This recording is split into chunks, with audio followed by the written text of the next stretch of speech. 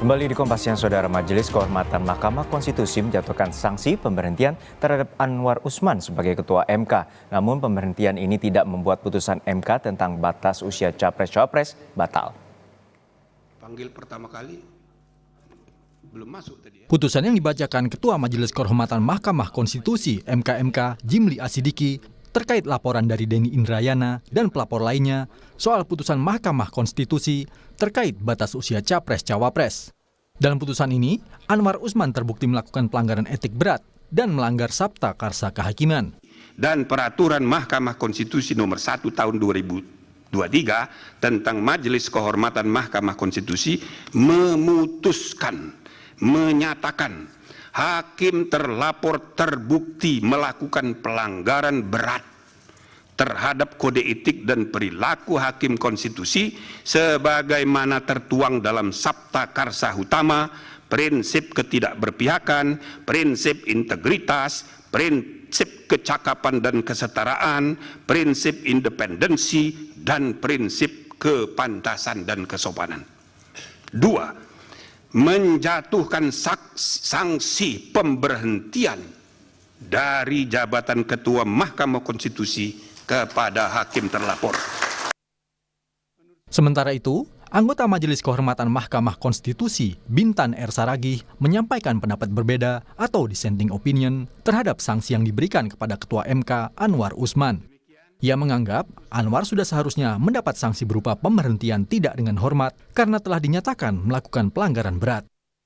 Sanksi terhadap pelanggaran berat hanya pemberhentian tidak dengan hormat dan tidak ada sanksi lain sebagaimana diatur dalam pasal 41 huruf C dan pasal 47 Peraturan Mahkamah Konstitusi nomor 1 tahun 2003 tentang Majelis Kehormatan Mahkamah Konstitusi. Dan perilaku hakim konstitusi aku, saya memberikan putusan sesuai aturan yang berlaku. Dan tingkat pelanggaran kode etik yang terjadi dan terbukti yaitu sanksi bagi hakim terlapor berupa pemberhentian tidak dengan hormat sebagai hakim konstitusi, sebagai hakim.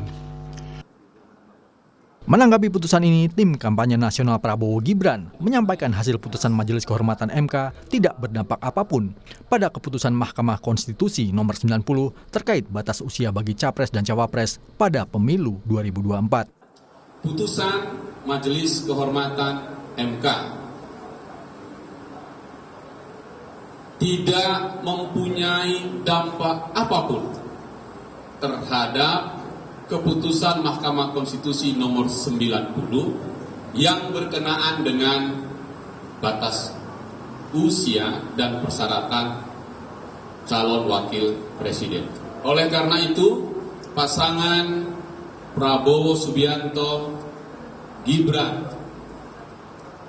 mendaftar ke KPU secara penuh dan mengikuti proses itu untuk kemudian KPU mengambil keputusan menjadi pasangan yang sah. Tim pemenangan nasional Ganjar Mahfud menghormati putusan MKMK yang menghentikan Anwar Usman dari jabatan Ketua Mahkamah Konstitusi karena dinilai melakukan pelanggaran berat. Meski menghormati hasil putusan, namun TPN Ganjar Mahfud juga berharap Anwar Usman tak hanya diberhentikan sebagai Ketua MK, tapi juga dihentikan sebagai Hakim MK.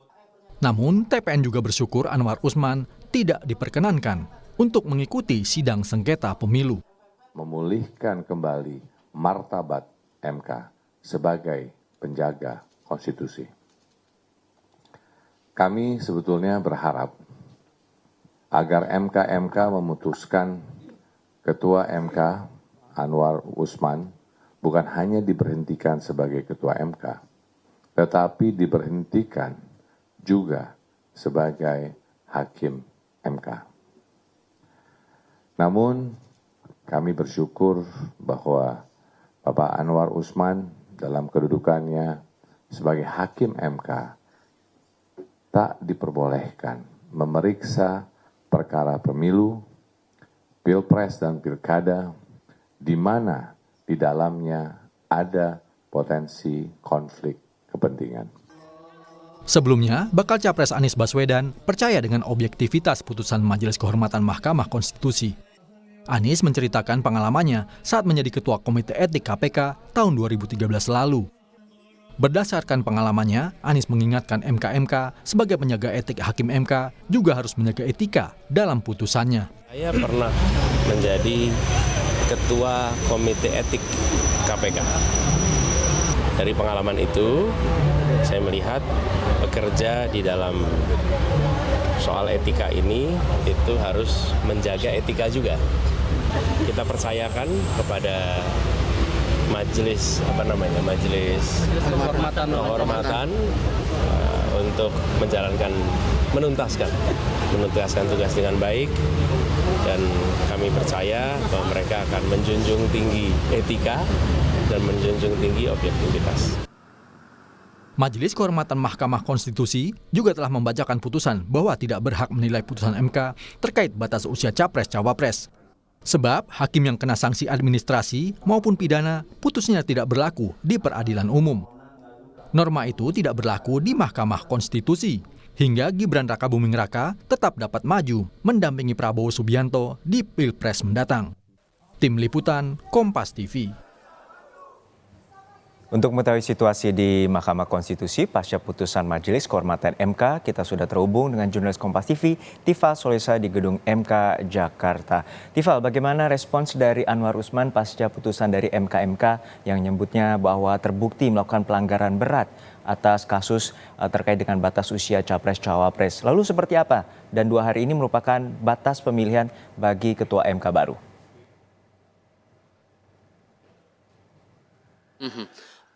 Tidak banyak komentar sebetulnya yang disampaikan mantan Ketua Mahkamah Konstitusi Anwar Usman yang saya temui jelang pukul 10 pagi tadi setibanya di Kompleks Mahkamah Konstitusi Jakarta.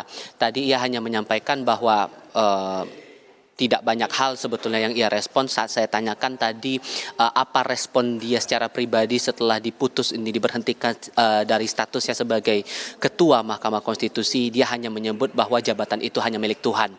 Tidak ada jabaran lebih lanjut soal aspek-aspek lain begitu sehubungan dengan putusan yang sudah dibacakan oleh Majelis Kehormatan Mahkamah Konstitusi kemarin dalam rentang sore hingga malam hari.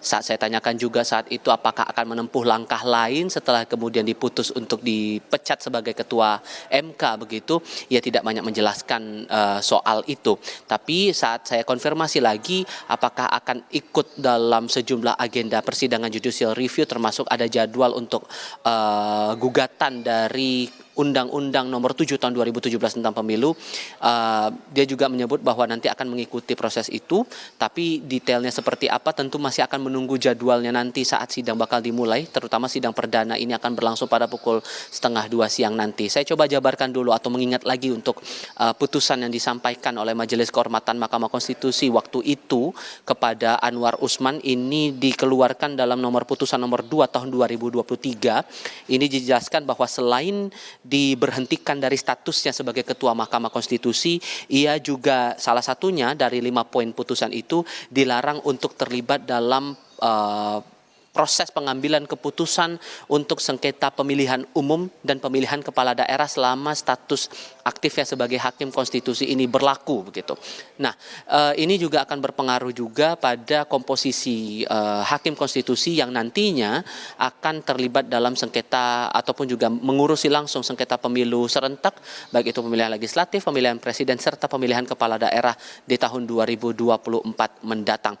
Nah, selain dari Hakim Konstitusi Anwar Usman, saya tadi pagi juga sempat mencoba untuk meminta keterangan atau respons dari Hakim Konstitusi lain sehubungan dengan jatuhnya sanksi teguran lisan yang diberikan Majelis Kehormatan MK kepada seluruh Hakim Konstitusi. Salah satunya kepada Hakim Konstitusi Manahan Sitompul.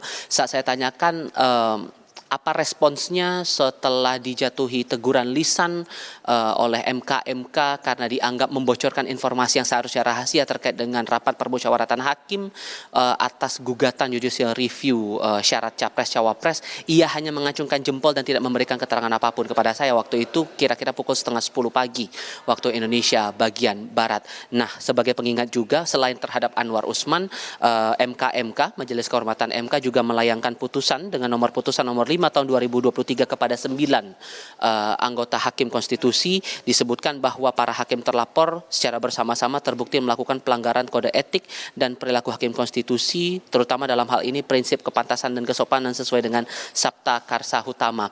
Pengingat saja bahwa Sabta Karsa Hutama ini adalah bagian pondasi atau bagian dasar dari pelaksanaan kode etik hakim konstitusi yang sudah termuat dalam sejumlah peraturan, terutama dalam hal ini peraturan Mahkamah Konstitusi, dengan mengedepankan beberapa prinsip seperti prinsip independensi, ketak berpihakan, integritas, kepantasan dan kesopanan, kesetaraan, serta kecakapan dan kesaksamaan. Nah, yang akan menarik untuk dicermati nanti adalah setelah status Anwar Usman ini sudah dicopot dari jabatannya sebagai Ketua MK, bagaimana proses untuk sidang-sidang yang lain, judicial review yang lain, terutama untuk agenda sidang pada hari ini. Nah, dijadwalkan, tadi sempat saya singgung di awal Juno, namun untuk detailnya, nanti pada pukul 1:30 siang waktu Indonesia bagian Barat akan ada gugatan kembali terhadap Undang-Undang Nomor 7 tahun 2017 tentang pemilihan umum pada poin yang pada pertengahan Oktober lalu sempat dikabulkan sebagian permohonannya oleh Hakim Konstitusi, terutama dalam hal ini pada pasal 169 huruf Q yang berhubungan langsung dengan syarat usia untuk mendaftar sebagai calon presiden dan calon wakil presiden untuk agenda pemilihan presiden. Ini dimohonkan, permohonan gugatan ini dilayangkan oleh Brahma Aryana, didampingi oleh kuasa hukum pemohon, yakni Victor Santoso Tandiasa dan Harseto Setiadi Rajah. Nanti akan berlangsung di ruang sidang pleno Mahkamah Konstitusi Republik Indonesia, dan akan berlangsung nanti 1:30 siang waktu Indonesia bagian Barat sebagai agenda pertama. Nah, nanti apakah kemudian akan ada keterlibatan dari Anwar Usman dalam sidang ini?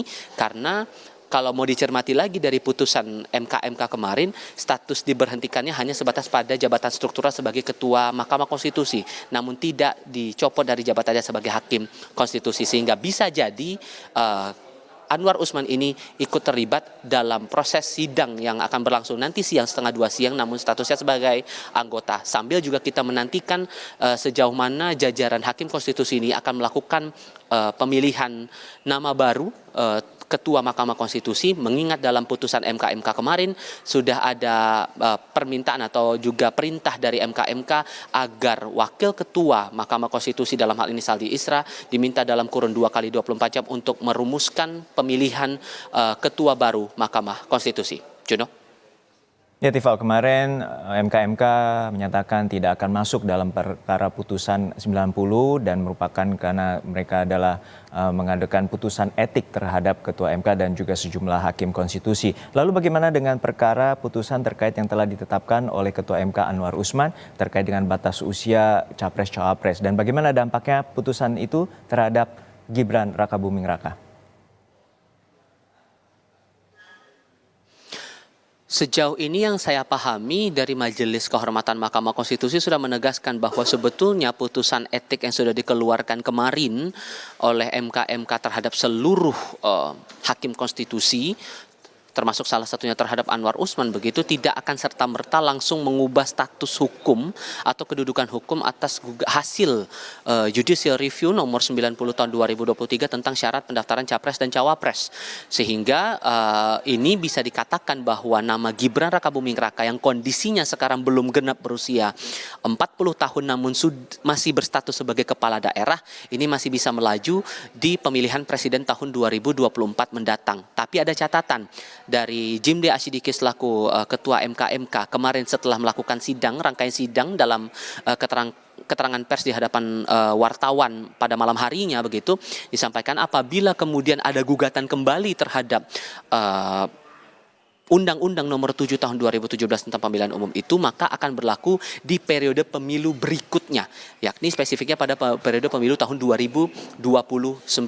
Nah, yang juga akan menarik dicermati adalah saat ada muncul gugatan kembali terhadap undang-undang yang sama, namun terhadap pemohon yang berbeda yang bakal berlangsung pukul 1:30 siang nanti. Apakah nanti akan ada hal-hal baru yang bakal coba diajukan oleh para pemohon, atau dalam hal ini dari pemohon bersama dengan kuasa hukumnya, atau justru akan menegaskan kembali posisi yang kurang lebih sama dengan gugatan yang sempat dilayangkan pada beberapa bulan yang lalu, yang kemudian putusannya keluar pada pertengahan Oktober 2023 yang lalu. Kita ingat juga waktu itu pada pertengahan Oktober tidak hanya memberikan klausul baru, namun juga ini akan putusan itu juga secara langsung maupun tidak langsung akan berlaku pada pemilihan presiden 2024. Ini bakal menarik untuk dicermati dan bakal kita simak nanti pada pukul 1:30 siang saat sidang perdana untuk permohonan gugatan judicial review Undang-Undang Pemilu ini kembali diajukan untuk pemohon yang berbeda. Juno.